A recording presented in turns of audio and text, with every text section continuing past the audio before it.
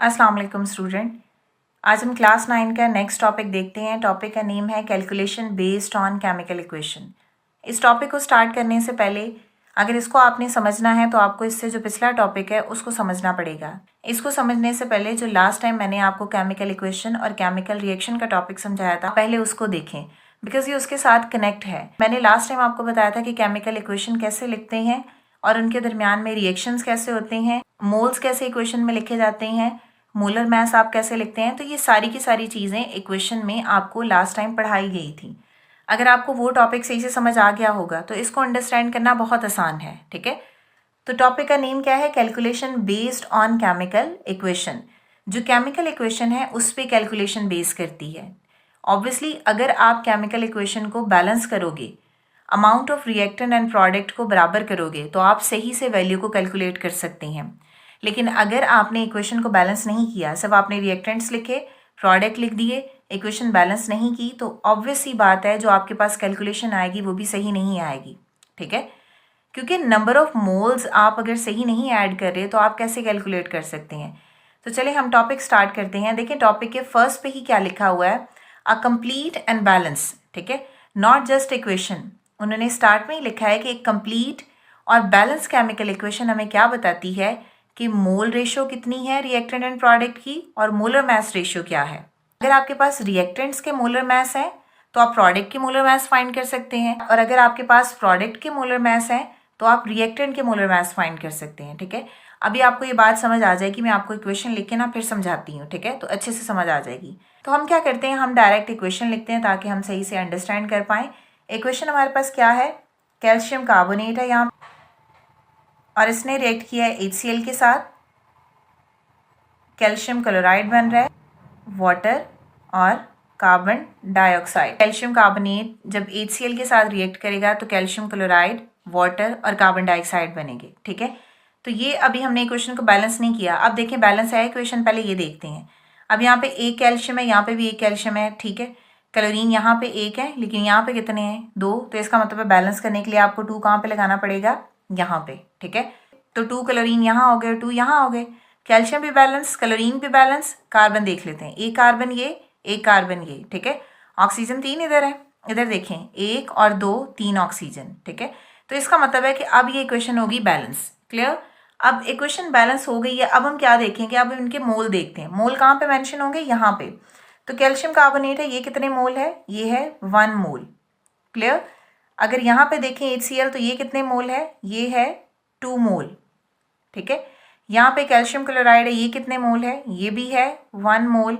Water का भी यहाँ पे क्या होगा, 1 मोल। ठीक है, कार्बन डाइऑक्साइड भी यहाँ पे क्या है, ये है 1 मोल। मोल का मतलब क्या होगा कि यहाँ पे आपके पास कितनी वैल्यू है उतने आपने यहाँ पे मोल लगा देने हैं। ठीक है, तो अब देखिए यहाँ पे अगर यहाँ पे हमने इक्वेशन को बैलेंस ना किया होता तो फिर यहाँ पे भी 1 ही मोल आना था ना, तो जिसकी वजह से हमारी कैलकुलेशन गलत हो जानी थी। तो इसका मतलब है कि आपको कैलकुलेशन करने के लिए इक्वेशन का बैलेंस करना ज़रूरी है। ठीक है, तो ये तो हो गया हमारे पास मोल। सेकंड पॉइंट क्या है कि आप मोलर मास भी इससे फाइंड कर सकते हैं। अब मोलर मास कैसे फाइंड करेंगे, अगर आप यहाँ पे देखें कैल्शियम कार्बोनेट का तो आपकी बुक में लिखा हुआ है इसका मोलर मास कितना है, 100 ग्राम। HCl का मोलर मास है 73 ग्राम। कैल्शियम क्लोराइड का मोलर मास है 111 ग्राम। वाटर का मोलर मास है 18 ग्राम एंड कार्बन डाइऑक्साइड का मोलर मास है 44 ग्राम।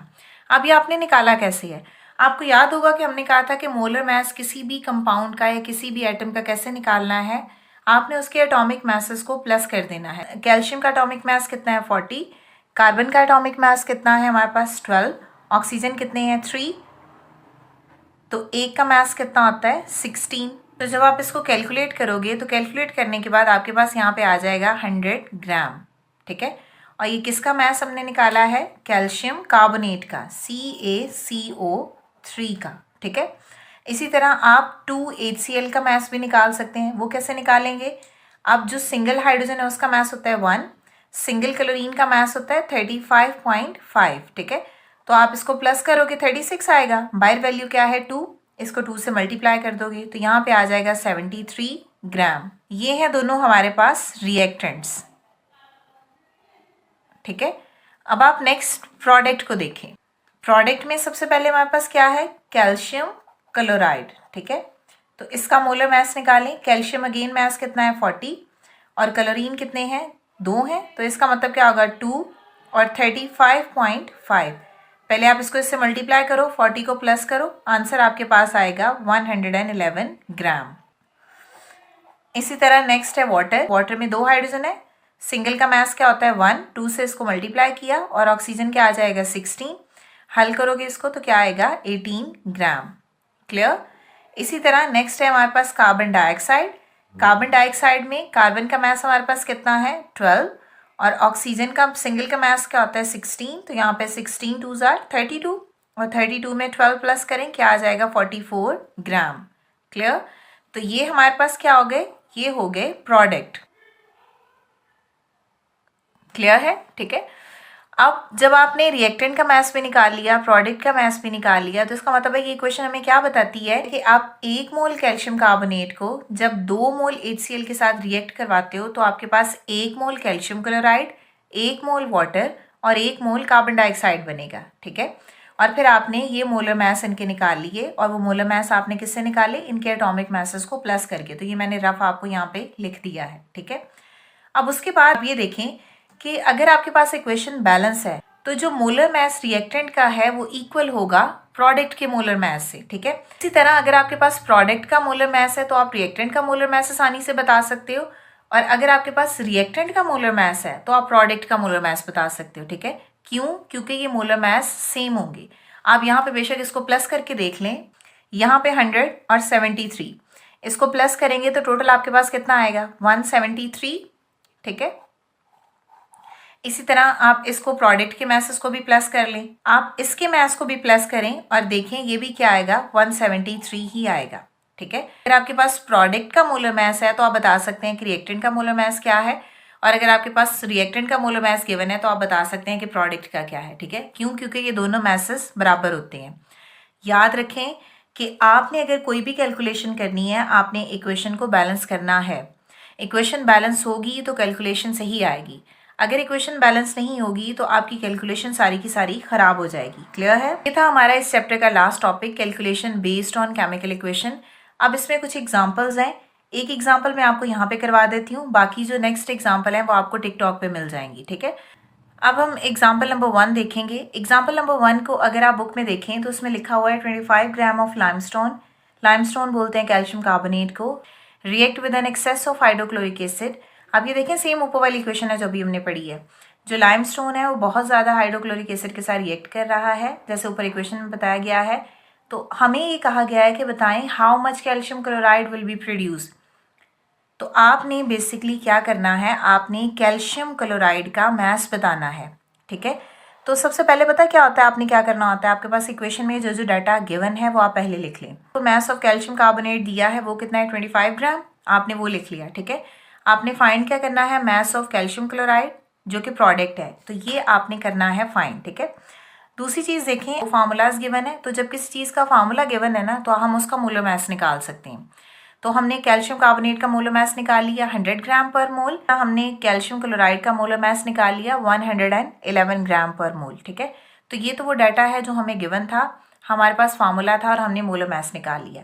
अब जो ऊपर वाली इक्वेशन है उसके अकॉर्डिंग हम लिखते हैं। तो अकॉर्डिंग टू इक्वेशन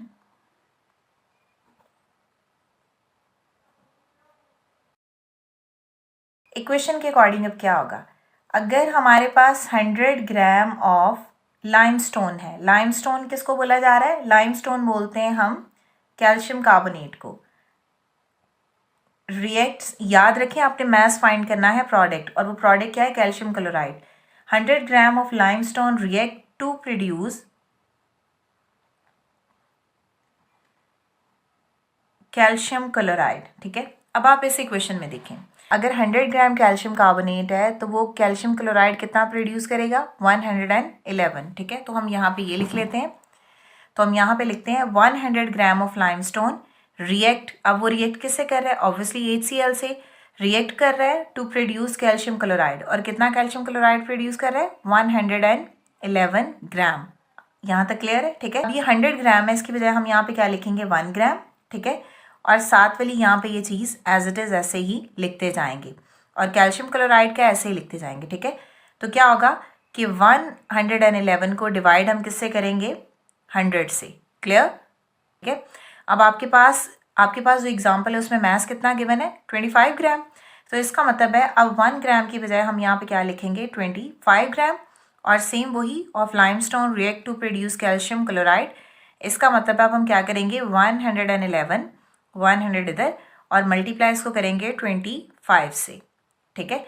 तो इसके बाद हमारे पास यहाँ पे आंसर आएगा, ये है 27.75 ग्राम।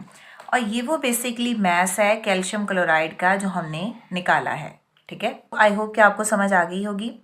अगर इससे रिलेटेड आपका कोई भी क्वेश्चन है तो आप पूछ सकते हैं। नेक्स्ट वीडियो तक के लिए अल्लाह हाफिज़।